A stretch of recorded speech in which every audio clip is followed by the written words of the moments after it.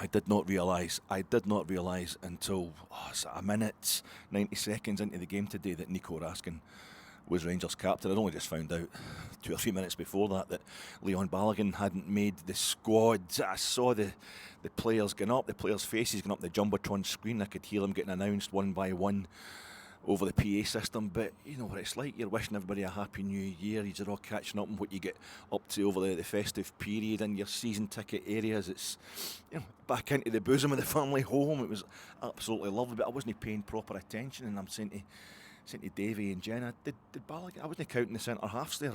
Is Balogun, did he make it? And they're just no, like somebody had passed away. No, he's not made it. No. And I'm thinking, yeah, there was two left backs. It got announced there, wasn't there? So we're going to have a left back playing it right back today, so big Dujon can go in there. But this is what happens. It was that beautiful blue sky, the beautiful blue sky today. That low winter sun, piercing sunshine, white clouds about. It was absolutely gorgeous. It was such a gorgeous change from the depressingly dull, creepily warm weather we've had dominating most of the festive period. But you pay the price, and the price was that brutal frost. A permafrost it was like today. It was harder to clear the car, a frost and ice at 2 o'clock in the afternoon as I was leaving in that sunshine than it usually is. 7 o'clock in the morning when you're setting off your work on a standard winter frosty morning. And that's why that, and amongst all the overindulgence, you're sleeping in too late, you're staying up too late, it's all well worth it, but you're kind of all over the place at this time of year, and I didn't have a chance to check the phone and find out what the team was. Kind of rushing to get there in time, and I get in, and that's it. I'm looking at the box as we're defending these two successive corners in the first couple of minutes against Celtic. We're under pressure already, and it's just through, or that sun is shining over the top of the main stand, and it hits. It's 2 or 3 rows down from the very back of from the screens, from the windows looking out from the restaurant up the back of the Govan stand, the top tier of the Sandy Jardin. 2 or 3 rows down, you can see Blue Noses in there with using their hands as temporary visors because the sun's hitting them right in the face. But that sun's belting about all over the stadium, dashing about everywhere, hitting everywhere with light. And through Liam Kelly's salmony, orangey goalkeeper's kit and the black of the referee's kit, the green and white of Celtic's kit and all these blue jerseys. Just Nico cajoling, Nico encouraging, Nico telling his teammates to mark up, telling his teammates to stay cool, telling his teammates that everything is going to be all right, and it's on his arm. I'm thinking he's looking like a boss man. He's looking like he's acting the boss there, wee Nico, and I'm thinking he's been playing like a boss man for the last few months. He should. He's perfectly entitled, but I just saw the sun hitting the long blue sleeve that he's wearing. It's got that red, white and blue armband around it. It's like a Netherlands flag, and it's a Belgian wearing a Netherlands flag. A whole Benelux vibe going on there, and I thought, well, of course, because Tav's injured, and the vice captain Butland, he's injured. The wee man's going. Maybe it's a Brian Laudrup type move. Maybe we're just going to give him the captaincy as part of the plan to try and keep him here, Nico Raskin, because he's been tremendous. And it was about an hour later or something, and this time Ibrox is in the dark. Or it would be if it was before glorious floodlights. The sun has gone down, and it's the darkness. But we're up that end of the park, and it's that same part of the park, that penalty spot, 6-yard box, 18-yard box, and it's a corner to Rangers, and it's getting taken right in front of me. We never score for corners. And you've got to get that second goal. We've got to get that second goal first. We've got getting the first goal problem has been solved in the last couple of games by the manager. But the last one at Hampden, last dog firm game at Hampden, was we didn't get the second goal first. So we needed to get it today, and we'd hit the woodwork a couple of times, and this corner's coming in, and we don't score for corners until Nico Raskin goes up like an absolute boss. Just goes up like a boss. That armband on, and he heads that thing with an authority, a direction, a belief, a skill that no goalkeeper's going to hold. This is only going to result in a goal, and Robin Proper, a Dutchman, goes in at the back, and he slides it into the net, and that is it. And I just looked at the clock, thinking, what's the time here? How long to go? And once I got my specs back, once I found them, once I'd peeled myself off the underside of the club deck, absolute chaos. It was lovely. Just got the specs on, looked up, 66.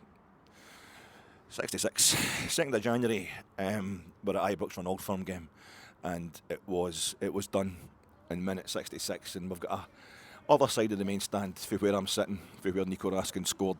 There's a statue, and there's a Rangers captain there, an absolute boss. He's been boss here as well, in so many capacities. And that statue, that sculpture, you can make out on the sleeve. The armband's been sculpted into that. And the wee man led us like that today, and the whole team was just, it was absolutely different level.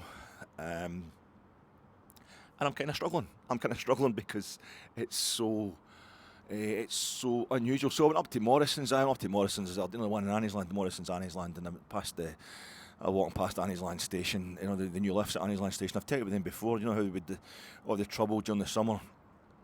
With me trying to get a walk round to Morrison's, because you get past Anniesland station, the same side as Gennaro's, and that wee gym that's got above Gennaro's, and they'd got all the work was being done out there because they were putting in these new lifts at Anniesland station that take you from Great Western Road up onto the platform, and that's fine, you know. Somebody my weight could probably be using them pretty soon, but I'm trying to work half the weight during the summer by walking along Great Western Road and then going up to Morrison's to get the stuff that's making me fat, but to get it on my feet, to burn off a few calories before I put them on.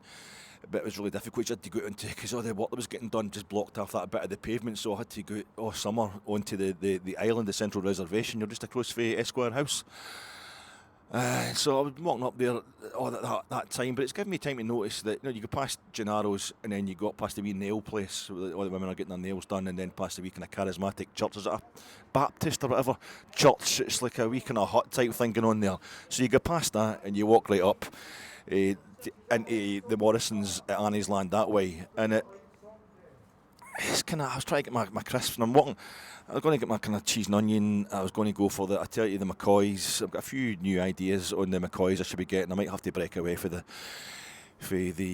flame grilled steak. And on the right hand side, there's this big stretch of grass. It's where the old brew building in the right hand side as you walk up that bit. It's between Anniesland station and the Morrisons, and that access road's really tight. You got there in the motor, you're worried because there's folk always kind of double parking there. It's really tight outside the nail place as well. You get a lot of deliveries, there's trucks stopping there, and you don't want to get the motor scraped. You get a wee dent, and then folk are crossing the road as well, and you've got to slow down. Sometimes folk are just throwing themselves in front of the motor, and I'm thinking they could do it.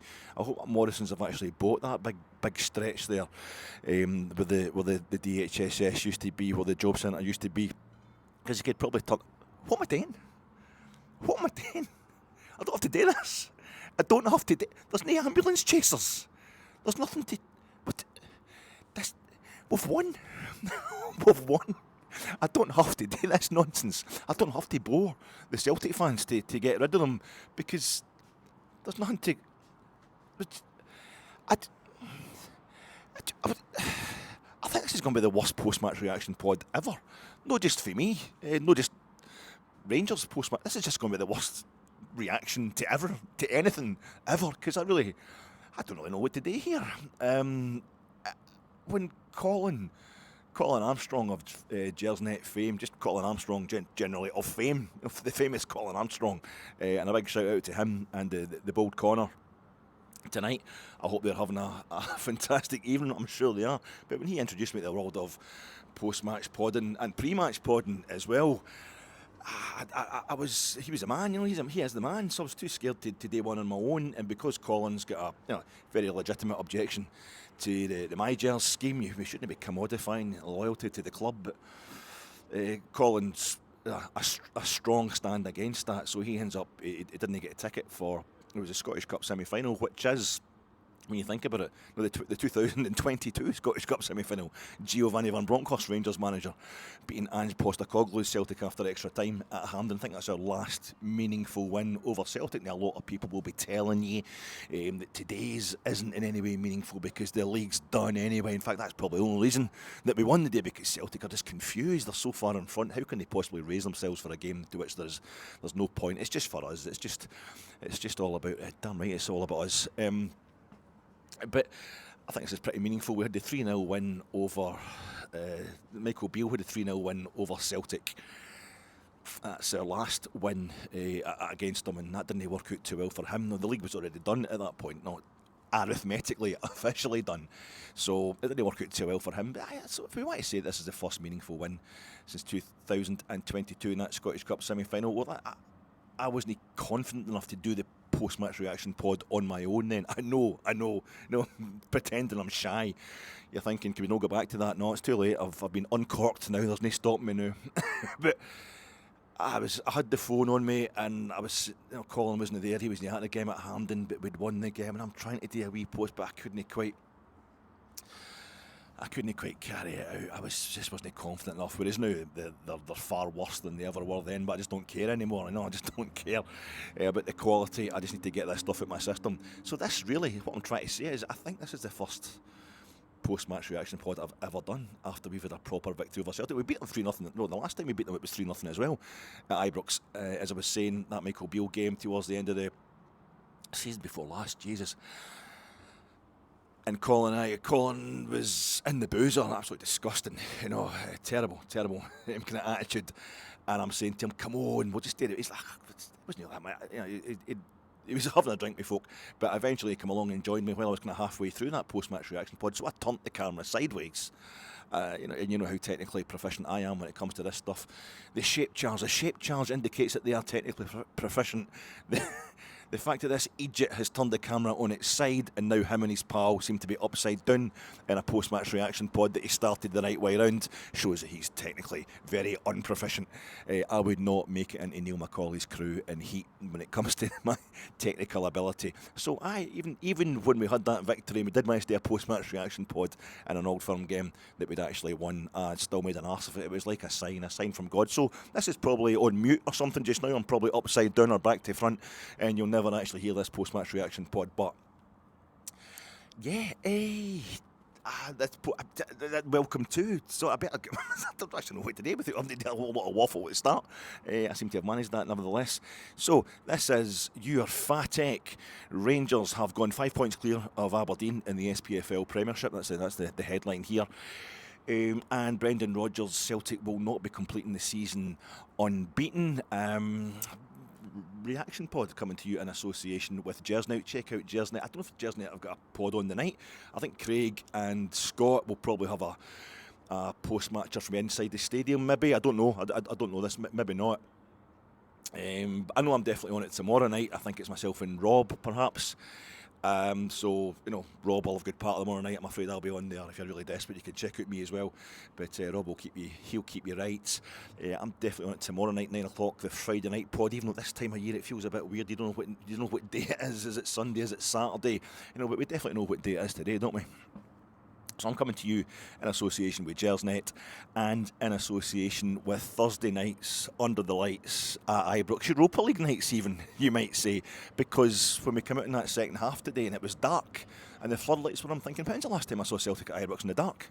When's the last time we didn't play Celtic at lunchtime? Sports science loyal here. Sports science, don't play games before midday. That's the problem. It's all these games where we play them at midday, we play them at 12 o'clock, we play them at 12:30. That's where it all goes wrong. 3:30 at Hampden. Well, that let us get into the habit, or keep up the habit of scoring 3 goals against them. This is the third time in the last 5 Old Firm games that Rangers have scored 3 goals. And that evens up the fact that in the first league meeting of the season, Celtic won that by 3-0, so we've completely reversed that today. Or done exactly the same. We're in by 3-0 at home. They're uncatchable. We don't know how to play them. We don't know how. That was never the case anyway. The 3-0 defeat at Parkhead this season was the outlier in this run that Philip Clement is on, where it's been draws or 1-goal defeats. 1-goal defeat in the Scottish Cup final with a goal right at the end. A penalties defeat in the League Cup final when we should have had a penalty ourselves in the crucial extra time period because of the VAR muck-up. So I think it's lunchtime. I think that's the sports science. Since we've started playing them at night time, we've managed to start scoring, when it's dark after 12 o'clock, 3:30 kick-off in that League Cup final, ends up 3 each. And a 3 o'clock kick-off today, and it's 3, the number 3 on we go. And I was thinking, just something about it, a game I wasn't even at because I was trying to pay off my debts to go back to full-time education. back in the day, the late 80s, early 90s. That Maurice Johnston, his first goal for that Maurice Johnston, you remember him? That game where he scored his first goal for us against Celtic into the Copeland Road. That was right towards the end of the game, wasn't it? That one I remember listening to it on the radio. But for something it was reminding me of that, because that was an afternoon, a 3 o'clock Saturday afternoon kick-off, that one as used to get back in the 90s. And it was the way that Hadji hit that ball the day was very similar. It seemed to be a kind of rolling, trundling shot almost from outside the box, but it goes so far, it's so perfectly placed into the corner that the goalie can't get to it. It was very like that. I thought maybe today we've scored the goal. It's like that Maurice Johnston game, but we've scored the goal, kind of 5 minutes into the game as opposed to 5 minutes from the end. Well, 7 minutes I think it was today. It reminded me of that, but more so it just reminded me of Ross County, Dundee, Dundee United, Motherwell, St Mirren, these games where you play, a team on a Saturday or a Sunday at 3 o'clock, and then it gets dark by the second half in the winter, and it kind of normalised it almost, kind of reduced the threat of Celtic, this terrible record we've got against them of late. And it was different. Everything was different, and it was, I don't know if it was 2-0 or 3-0, but Billy that sits in front of you, and something you'd heard said a few times. A few folk had, wrote into the pod, commented under previous pods saying, well, it's Thursday night, and Billy just turned around and looks up at us and he says, well, it is Rangers on a Thursday night, isn't it? It's Rangers on a Thursday under the lights at Ibrox, when we can be pretty seriously good. We're even better away from home in Europe, I would say. That's maybe where that one falls down, but it was just, circumstances were different. The mise en scène was different, and we made the difference, and hopefully we've just turned the tide when it comes to dominance in the Old Firm. Your sports science. Oh, your sports science. This is if things had gone a bit differently. I can imagine Chris Boyd. I love Boydie. But he'd be giving it the old, Rangers can beat all the St Mirrens and they can beat all the Motherwells they want, but until they win this Old Firm game, there's always going to be huge doubts about Philip Clement, and they ain't going to win nothing in Scotland, because Celtic are always there to stop them at the last, as they have done in the last 2 cup finals. They're the only team above them in the league, so till they can win Old Firm games, doesn't matter if you beat all the St Mirrens at Paisley and all the Motherwells at Fir Park, because your players, you've got your first 11 out there and they're trying their heart out. We did this today. We had to rest players, we had to rotate players. Sports science, the man's leg is suffering from internal bleeding, but just get out there. Sports science, we can't have sports science running the sports science isn't running the football team anymore than it's running any other football team. Sports science is becoming like woke. It's just something that idiots have picked up to start throwing about. Is some sort of justification for the fact they're as miffed as the rest of us that Rangers aren't winning as much as we all want Rangers to be winning. But we won today, and this was so vital, so important in changing the tone, changing the flavour of the Old Firm thing. My name's Alec Anderson. Where the cars go by all the day and night, why don't you say what's so wrong tonight? Pray for love coming out.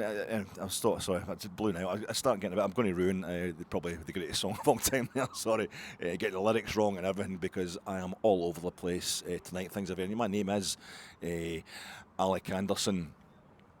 Oh my love, 1,000 kisses from you is never enough. I just don't want to stop. Oh my love, a million days in your arms is never too much. I just don't want to stop. Too much, never too much, never too much, never too much. Ding, bum, bum, bum, bum, bum, ding, dong, chicka, chicka, bum. Sorry, my name is Alec Anderson. Insane eyes, you made me realise that there was just something about. I was a wee favourite of mine on YouTube when you're pissed, as I tend to be at this time of year, and most weekends in the regular year. Is you like a bit of My Bloody Valentine? Don't like a bit of My Bloody Valentine? Not My Chemical Romance. That's very, very different. My Bloody Valentine, and you made me realise. But don't get the official video. Get the performance on. I think it's a Spanish TV show, Spanish kind of pop show called Plastic. And it's there they are, the four of them there on there. And I don't think the instruments are even plugged in. They're clearly miming, but it's still doing what they usually do. And one of the comments under this absolutely electric performance on this YouTube video that I'm always watching, the one that's I think it's the number one comment, so it's always up the top there. There's seriously different energy between the front and the back there, and it's because you've got Big Kevin there, Big Kevin Shields, who's like a martial arts expert, and he could play like second row for the first 15. He's built like a brick outhouse, but he's got a kind of Kelly LeBrock haircut and a pouting kind of just a pouting camp, almost contemptuous cool about him, and it's completely opposite to the wall of noise that is just basically tearing the skin off your face. And I think beside him it's beautiful Belinda. She's looking like an accountancy student who also does a bit of modelling kind of on her weekend off, just listening to a few bands, although she's actually playing for one at this point in time. And she's just talking, almost kissing that microphone as well, just kind of looking straight ahead, completely unperturbed by the same deafening syncopation that she's responsible for creating.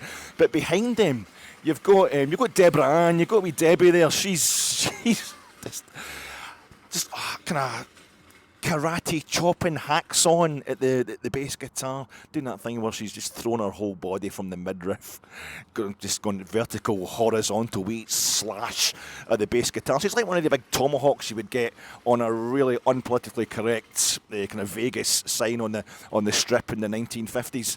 It's just up and down, her whole body just slashing away at that thing. And then there's Colm on the drums. He's doing a kind of kinetic karate frenzy, a kind of a miasma of movement at the back. They're absolutely ripping it. What they're doing is completely analogous with the music that they're putting out, but there's something just gorgeous about Big Kevin there, completely at odds with the chaos, the just barnstorming chaos coming through the microphone, coming through the speakers. It's just utterly cool, and I feel as if it's that different. Somebody said it's like a mullet. It's like a good mullet. It's all business up front and the party's going on at the back. I don't know if it's a Peter Grant mullet. I don't know if it's a Maurice Johnson mullet when he was playing at Celtic, and maybe it's Ian Durrant and Super Ali doing their kind of Bono U2 early 80s, the boy tour kind of era mullets. I had one of them myself, a bit of Chrissy Waddle when I was a teenager. I did used to have enough hair for that, but that's what I felt it was like today. The whole was absolutely phenomenal, and that's whole WHOLE, because there's major holes in the selection. There's major holes in the players that were available to us today. What was the line? What was happening there? We'd lost Jack Butland because of that sports science nonsense with his leg bleeding. Just get out there and play, until I see a Rangers player who can play minus a leg, minus a few. There's a guy, Castro, scored for Uruguay in the 1930 World Cup final. He only had one arm, but until we see that, we'll know that these players aren't committed enough. We had Jack Butland, our goalkeeper, our first choice goalkeeper. He was missing, maybe for the best, because I don't know if the leg bleeding thing was something to do with his form in the last two games. I don't know the details of that problem, but it's basically Liam Kelly has played 2 games out of the last 5 Rangers games, and he's had 2 clean sheets, whereas Jack Butland's in the 3 out of the last 5 Rangers games he's conceded 3, 7, 10, 28 goals or something like that anyway. But that's not down to Jack Butland. So Aye, that was the goalkeeper. We'd Liam Kelly in goals, and we'd found out that Tav didn't make it, so we're hoping we're going to have Balogun there to let Big Dujon go to right back. But no, we needed Dujon at centre half alongside Robin Proper. That meant Ridvan Yilmaz get a pin a medal on his chest. Ridvan Yilmaz, a left back, playing at right back today. Hefty was at left back. We had Nico Raskin, the godlike Nico Raskin, in midfield wearing the captain's armband, the sitter, and he was playing alongside Diomande. Deals in there to protect him, and it was Igaman is the striker. We've got Nadeem Bajrami, big day for him. He scored against Celtic the last time we played against him, and he was great again today. He comes in at 10. Yanis Hadji, fuck. Yanis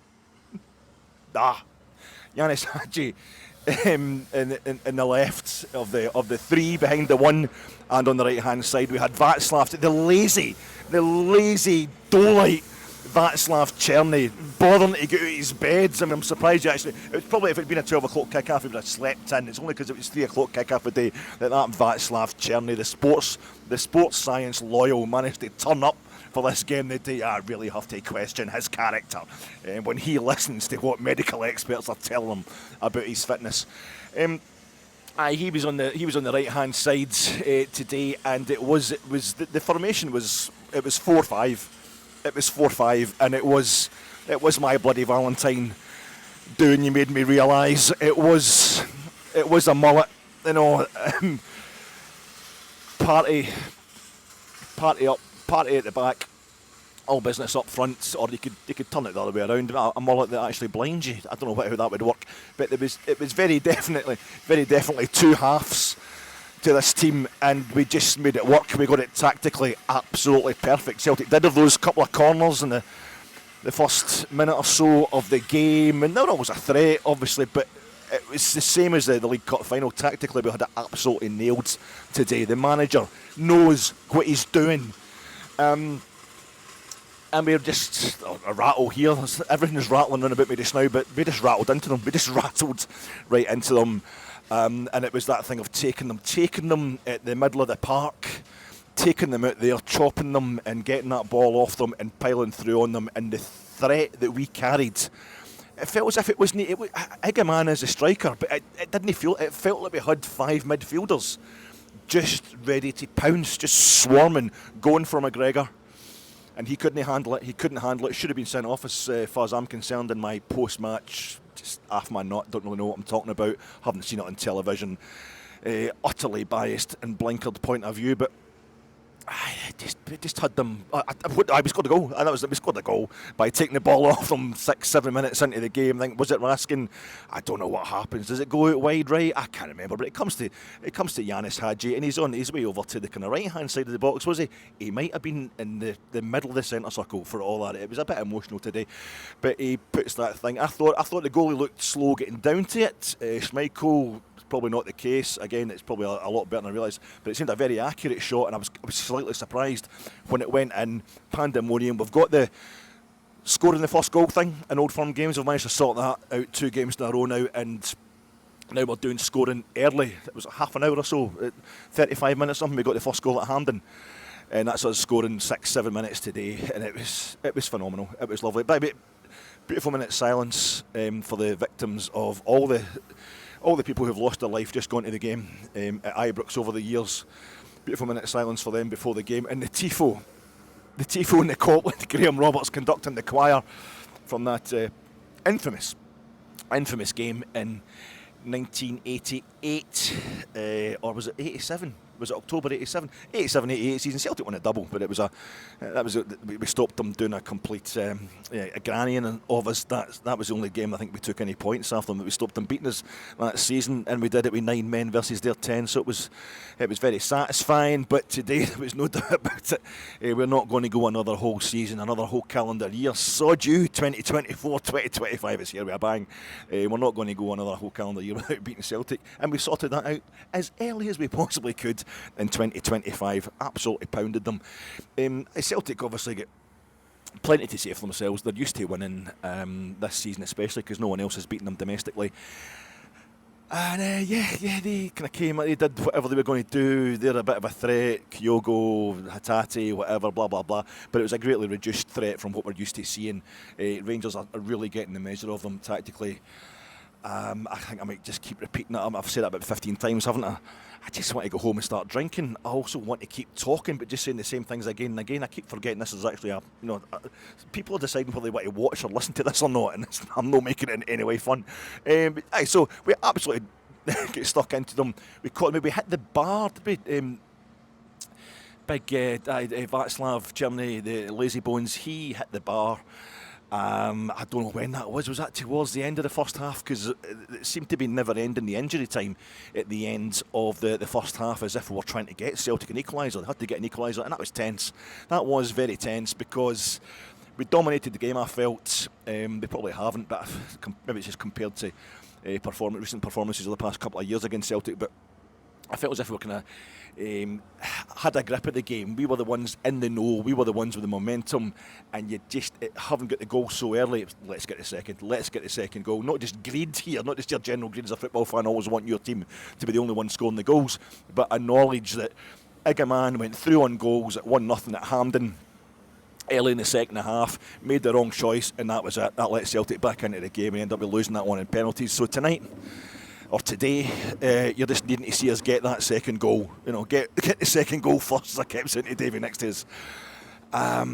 It seemed to me, Yanis Hadji was just fantastic. I didn't slag Yanis Hadji, but I said I didn't really care whether he played for us again or not with all that nonsense going on during the summer. It's shown, I think, a cultural difference there. This is just the way they do things on the continent. It's not the way we do things at Rangers. But no, you have to learn, you have to move on, sports science. This is a thing as well that they do on the continent, and they seem to have won plenty of stuff over the years, them crazy continentals. So, Yanis Hadji, who's been brilliant since he's come back in for us, has made a hell of a difference to the team.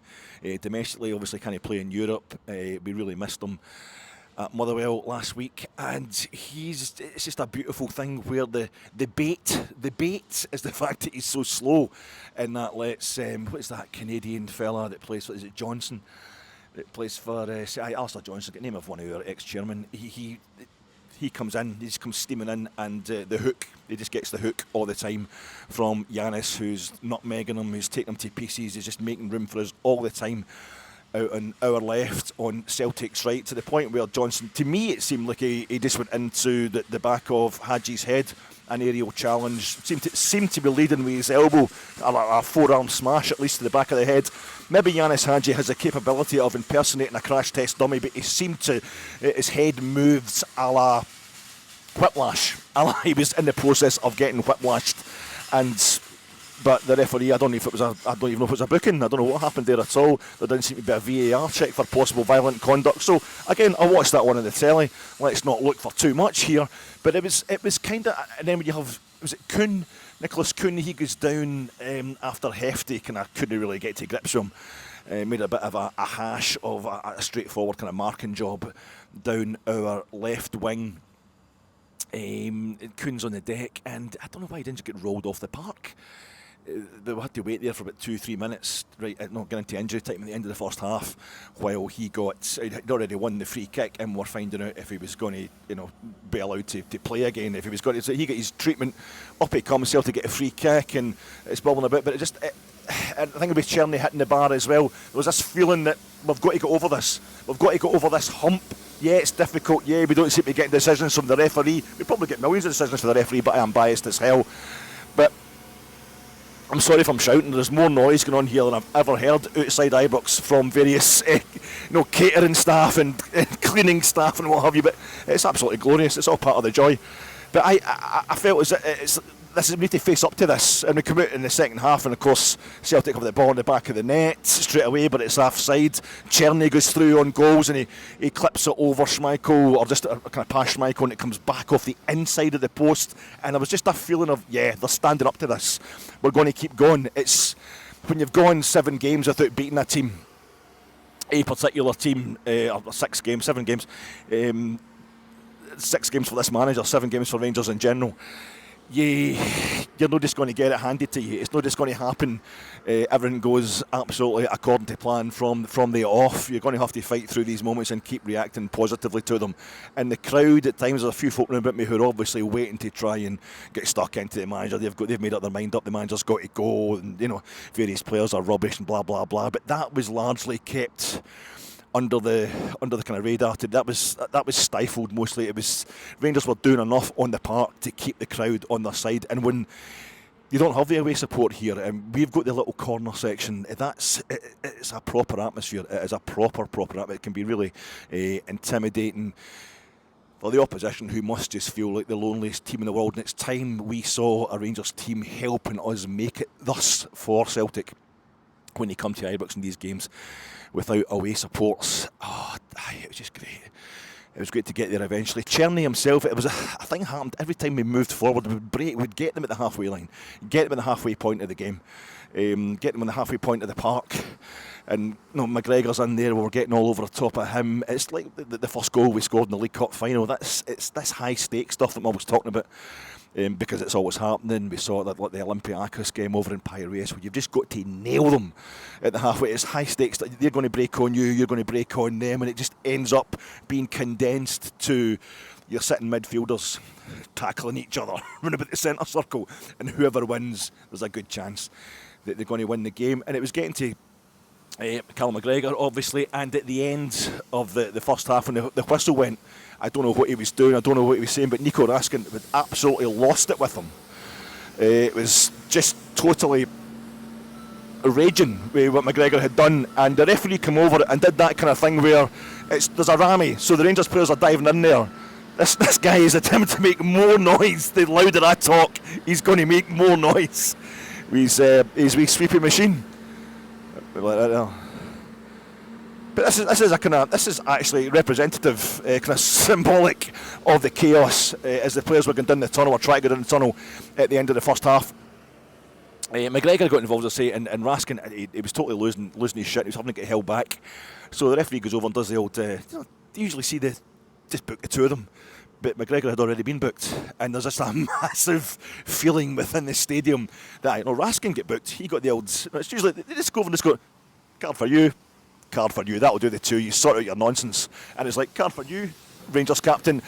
Oh no, you've already been booked. And there's I think Johnson as well in the second half. There was one where he's trying to walk away from he's up to the referee as if to say, you're going to book me for that, and I'm telling you, and the referee is actually walking away from him, trying just almost determined not to book him. So with the usual feeling of the usual kind of in the heat of the moment feeling of persecution, which is a laugh coming from the perpetrators of the Masonic conspiracy. But we're down the tunnel. It's still only 1-0. Say we come out the second half, and Czerny, who was constantly being played in this way, as I say, we keep breaking from the halfway line. And you've got Czerny going down the right-hand side, and I think Czerny and Hadji, with an ability from each wing to find each other on the other wing. Igaman, of course, can run all day as a constant threat. Is very good at dealing with Celtic's physicality at the back. It's tremendous. There's one player for the Celtic team that I would have in the Rangers team straight. My first choice would be Carter Vickers. I would have him straight away. Just my kind of player. I love that kind of centre half. Absolutely hate him when he's playing against us because he's so good. But Igaman doesn't mind, doesn't care. And Bajrami is in there as well, an absolute artist who will keep opposition defences on their toes. So we'll just constantly threatening. We're a threat the whole game. And then we have that corner to make it 2-0. It's Robin Proper scoring at the back post. The place has just gone absolutely nuts. And I don't know what happened with the third goal. Because it was just so fucking nice. It was just glorious.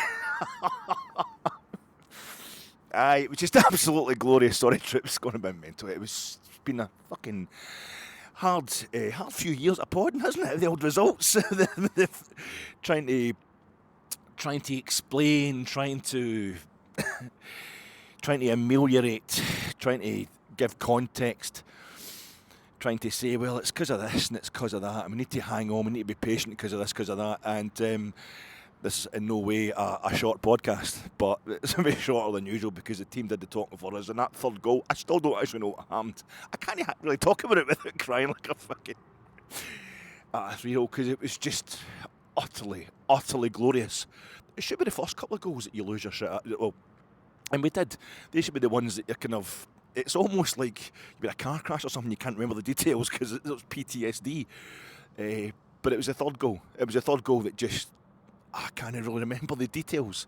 I just know it was gorgeous. It was sweeping. It was as coup de grace go. It was as utterly ornamental in its aesthetic perfection as it was clinically, savagely fatal for Celtic's chances in this game, and Celtic's chances of having an unbeaten domestic season. And it was Danilo that put it in. He was on the park by that point. Bajrami had to go off. Bajrami went off, and we had a wee few minutes of two strikers, playing with two strikers in an Old Firm game, and it did the job because this manager knows what he's doing, and he also knows how bad Rangers are, exactly how bad we are, and that's why he is resting players, that's why he's rotating players. The stuff it was like pitchfork and torches stuff I've been hearing the past few days. Not for everybody, this is the problem. The vast majority of folk just have context. We know exactly the situation we're in, and it dates right back to 2012, and the undertow, the financial undertow that's been created by events then. We're going to surge forward and come back, but this manager's got us when we're at the start of another rebuild, and he's been given the task of enforcing that rebuild, of making it happen, so he gets all the blame when what is basically just what should be happening. I was going to say common sense, but common sense has been thrown about, bandied about. It's a terrible term, common sense. There's no such thing as common sense. Not everybody thinks about things differently. It usually just means let's dumb this down and make it easily understandable. And it's been like, well, if you're resting Czerny and bringing them on at half time, him and Igaman away to Motherwell, what do you expect to happen? We're chasing the game. Well, the two of them started against St Mirren and Paisley and were crap that game. And they could see that Czerny was knackered. So give him a rest, at least to go 45 minutes.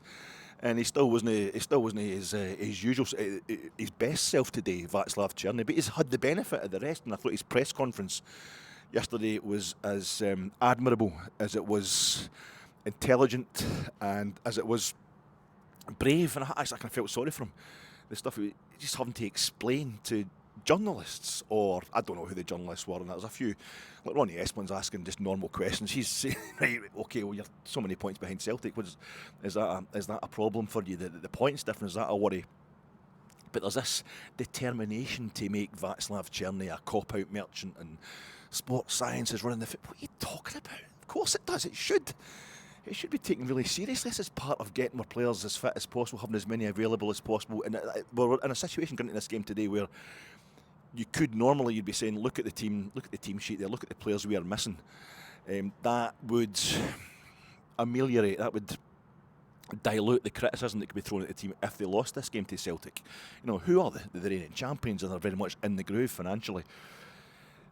But we've got to a situation over the last few games where, because people don't want excuses, your tabloid types, certain types of podcasts, certain punters on social media don't want excuses. They don't want any kind of subtlety. They don't want any kind of in-depth thinking about these things. I don't mean particularly. They just want everything to be somebody's wrong, somebody's letting us down. This is a disaster because A, B, C, that we can all understand.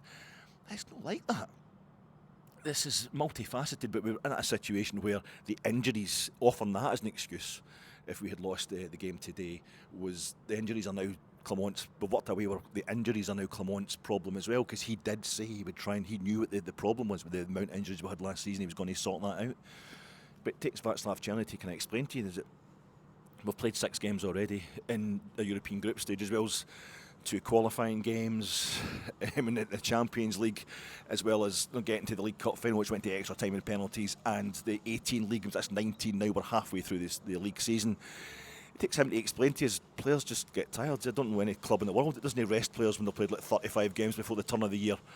So that wasn't going to be allowed to be an excuse to injuries, and I feel as if we're in a situation where if we'd get pounded today, if we'd lost the game, you can then add the previous 6 games that Clermont has failed to win against Celtic, and he's heading for a sacking as a kind of ritual sacrifice to the god of our image of ourselves, what we think we should be if we're the most powerful club in Scotland. It was getting to the back end of what we did after Berwick and the Scottish Cup and the 60s. We were going to get rid of McLean and get rid of Forrest and that, because right, they've been absolutely brilliant for us, but they'd one bad game, and we've got to show just how when Celtic won the European Cup, they're going to win the European Cup and stuff like that. We've got to get rid of them and eventually get rid of Scott Simon as well, because Celtic won the final of the World Club Championship, or the Intercontinental Cup as it was then. It's just get rid to show how big we are. No, you need to show how big you are by doing everything you possibly can as professionally as possible to win. And I think Philip Clermont, as John Bennett said to us in the summertime, instead of John Bennett coming out and saying, "Oh, we're going to win trophies and it's going to be great, please buy your season ticket," he just said, "It's no what the player trading model's no working. The manager's he's here for the rebuild. He's all in. He's on for the rebuild." And sometimes you should believe people when they say something nice to you. There's that saying going about just now. You see it a lot.